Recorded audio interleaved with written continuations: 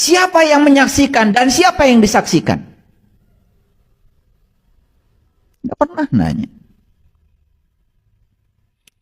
Padahal di tingkatan yang lebih tinggi, ketika sampai pada kalimat tauhid, la ilaha illa ana.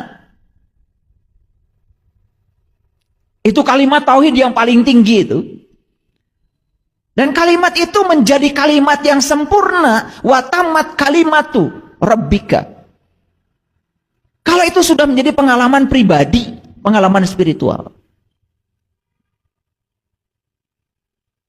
Di tingkat la ilaha illa ana, kita akan sampai pada satu pengalaman di mana yang menyaksikan dia, yang disaksikan juga dia. Dan bagaimana itu menjadi pengalaman spiritual, nyata, wujud dalam diri, itu namanya kebenaran.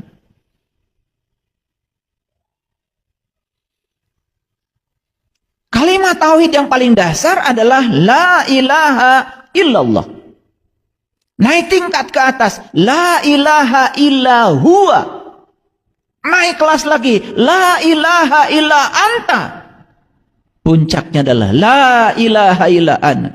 Makanya perintah sholat hanya diperuntukkan untuk mereka yang sudah mencapai la ilaha illana. Baca itu di Quran surat Toha ayat 14. Innani anallah la ilaha illa ana fa'budni wa aqimis sholata li zikri. Perintah sholat itu hanya diperintahkan kepada mereka yang sudah mencapai la ilaha illa ana. Kalau begitu apa itu sholat? Sholat dalam kamus bahasa Arab artinya adalah menyatu. Sholat dalam kamus bahasa Arab artinya adalah menyatu. Menyatu artinya adalah experience of being. Di situ yang namanya ketuhanan itu muncul. Makanya Tuhan dan ketuhanan dua hal yang berbeda. Pancasila sila pertama tidak disebut Tuhan yang Maha Esa, tapi ketuhanan yang Maha Esa. Karena apa? Mengesakan Tuhan tidak penting. Karena yang paling penting adalah mengesa bersama Tuhan. Merasakan kehadiran Dia setiap saat, setiap ruang dan waktu. Di tingkatan ini, sholat bisa mencegah perbuatan keji dan munkar. Orang sedang sholat duhur 5 menit, tidak berbuat keji. Tidak. Dia juga tidak membicarakan orang. Dia juga tidak korupsi. 5 menit. Dan setelah itu apa yang terjadi? Begitu batas suci di depan masjid dilampaui. Apa yang dia lakukan? Dia tetap berbohong?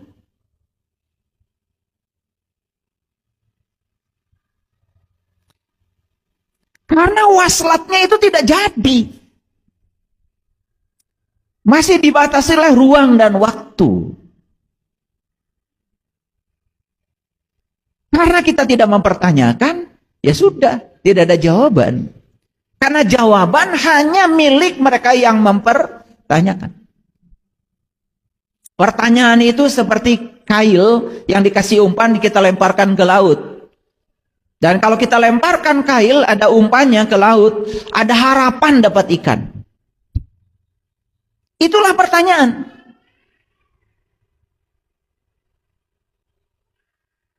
Asyhadu an la ilaha illallah wa asyhadu anna Muhammadar Rasulullah. Terdengar suara saya? Terdengar? Terdengar oleh apa? Oleh telinga. Kenapa kalian bisa mendengar saya? Karena punya telinga. Orang mati juga punya telinga, nggak bisa dengar. Karena telingamu ada pendengaran. Dan pendengaran ada karena ada nafas. Nafas karena ada bukti sang hidup pada diri kita. Itu saja tidak disadari. Terus aja mencari yang gaib.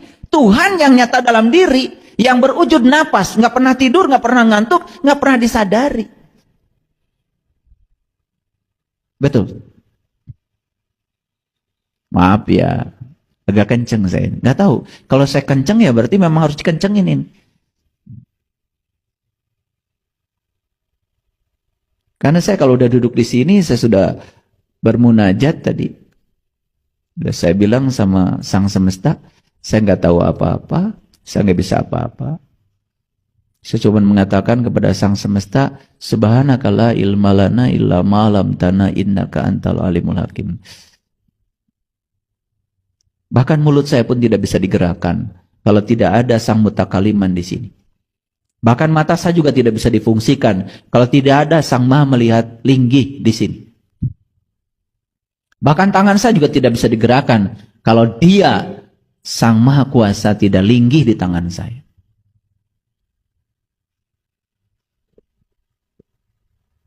Terdengar tadi kalimat syahadat? Terdengar. Dari mana kalimat syahadat itu muncul? Dari mulut saya. Kita ngaji yang sederhana, yang nyata. Jangan hayalan terus. Dari sini kan? Coba, ulangi lagi. Asyhadu an la ilaha illallah wa asyhadu anna Muhammadar Rasulullah. Ini mulut saya sedang melakukan apa? Sedang melakukan apa? Sedang membacakan kalimah. Awas, sedang membacakan kalimah. Namanya kalimahnya syahadat. Sedang membacakan kalimah. Awas, bukan sedang bersaksi. Bukan sedang menyaksikan maksud saya. Tetapi sedang membacakan kalimah. Apakah ketika saya sedang mengatakan asyhadu an la ilaha illallah, saya sedang melakukan penyaksian? Kan tidak. Karena penyaksian itu di TKP biasanya. Ada orang di kantor polisi bilang, saya melihat Pak Polisi, saya melihat. Ngomong ke polisi bukan pakai mata, kan ngomongnya pakai mulut. Dan dia akan dipercaya oleh polisi omongannya kalau matanya pernah lihat di TKP. Di TKP itu namanya menyaksikan pakai mata. Tapi kalau sudah pakai mulut, kan namanya bukan menyaksikan. Menceritakan apa yang disaksikan. Mengerti maksud saya? Ini kadang ngaji yang gini aja, kadang-kadang kita pabaliut ya. Karena udah kelamaan bodohnya. Udah mati pikirannya. Ulangi lagi. Jadi mulut ini sebetulnya hanya sedang menceritakan apa yang disaksikan oleh mata. Kalau matanya menyaksikan. Nah bayangkan mata tidak menyaksikan, mulut dipaksa bicara. Maka yang dibicarakan oleh mulut kan bisa jadi kebohongan karena mata tidak menyaksikan. Jadi ngarang yang dikatakan oleh mulut itu. Betul atau tidak? Lain lagi kalau dia menyaksikan di TKP, betul-betul menyaksikan dan dia saksi yang sejati, apapun diulang-ulang disuruh menceritakan, dia tidak akan pernah keluar dari yang dia lihat. Makanya ada saksi palsu, ada saksi yang tidak, ada saksi palsu, ada saksi yang asli.